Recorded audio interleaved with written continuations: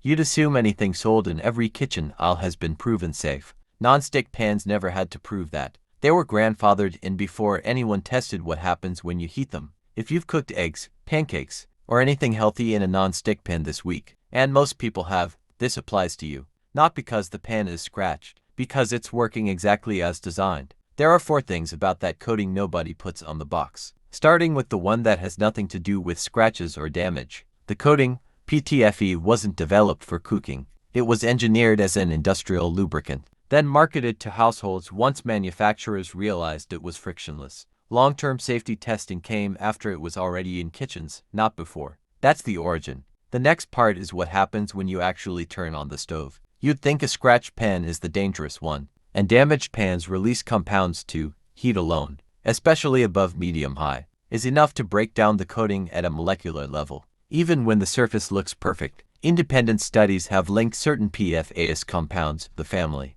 PTFE belongs to hormone disruption, affecting thyroid function and reproductive hormones with chronic exposure. These aren't fringe findings. They're why some of these compounds have been phased out or restricted in several countries. Here's the part rarely mentioned. Even PFOA-free pans, the ones marketed as the safe upgrade, often still use related PFAS compounds. The labeling changed more than the chemistry did. You don't need to panic replace everything today. Just avoid preheating non-stick pans empty, keep heat at medium or below, and replace any pan once the surface looks worn, or consider switching to cast iron or stainless steel for high-heat cooking. The pan was never the convenience it was sold as. It just moved the cost somewhere you couldn't see it. If this is the first time you're hearing this about your own cookware, it's worth checking what's actually in the coating before your next grocery run.